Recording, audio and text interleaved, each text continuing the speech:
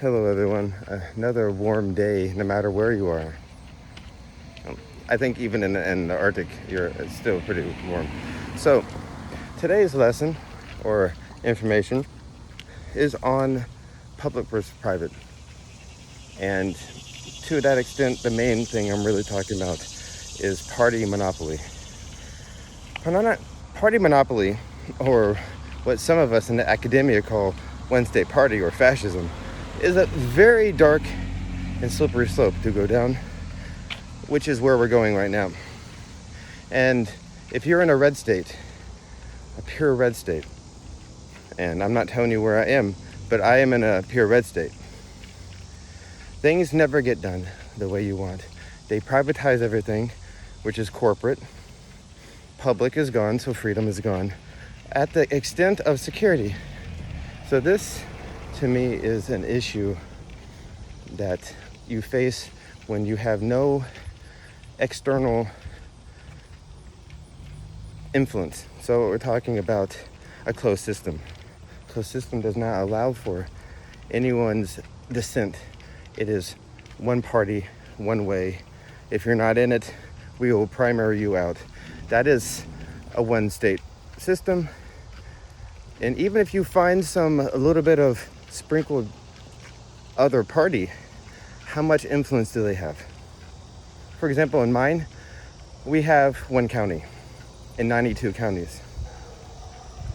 Maybe 3 or 4 total that might be leaning to another party. So that's a pretty much dominant one-party state. And when you have that, you have fascism. On top of that, we have this concept of church and state, which is bringing both religion and government in the same viewpoint or the same intersection point. This is a problem too, because I'm a religious person, I'm Catholic, but I do not understand how people think Jesus would have been okay with mixing those two things when in fact he wasn't. You can catch my post on this with Charlie Kirk. The point is that they are trying to mix them all together and create a theology.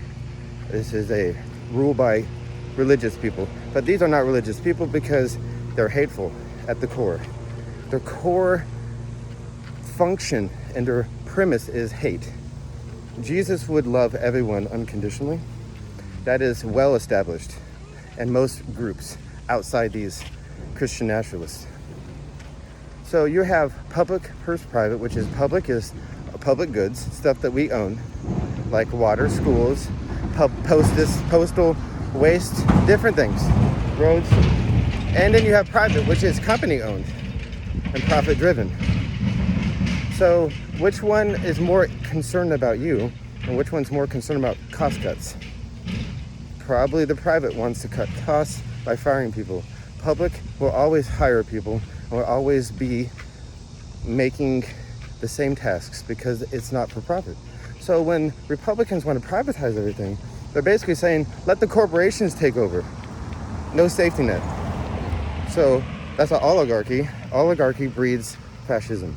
So we have a problem here where all these things I talked about, church and state, public and private, and a monopoly on the parties is really dangerous. Well, you might say, what about the other side? Okay, the left side of the spectrum, not the right side of the spectrum, is what people call socialist. And clearly that's because they give to people. But socialist is on the other side, when you're giving to the rich and taking from the poor, which is reverse Robin Hood. So we have on one side reverse Robin Hood, on the other side Robin Hood. But that's the thing. Which one seems more dangerous? Reverse Robin Hood, which is taking from everyone else, giving to the rich people, and then never taxing the top and only taxing on the middle and lower, which lower can't, so basically middle, squeezing out the middle class. That is what happened in America during our time of oligarchy, the Gilded Age, as Donald Trump talks about. This was a horrible time of oligarchy and fascism. We don't want to go back that way. Instead, what we want is more like this. Protecting workers, protecting human rights, giving everyone a fair shake, because that's what Jesus would do. Doing different things that would be not on the party line, but on the citizen line. So we're supposed to be public servants, but we're serving the private. That's private servants. That's a weirder thing. That's not exactly what these people are elected for. So either they should give up their salaries, since they're not really doing anything, or they should start doing stuff. Like trying to jerry-rig different elections so there's no 2026 election, or trying to change the census, which is what he's doing now. So this is what they do. One side takes away from everyone's public goods, and the other side is trying to either improve or at least stave off their demise. So my point is that I think most people do not feel like they want privatized stuff, but they don't have a choice. So you have no voice. But you know what?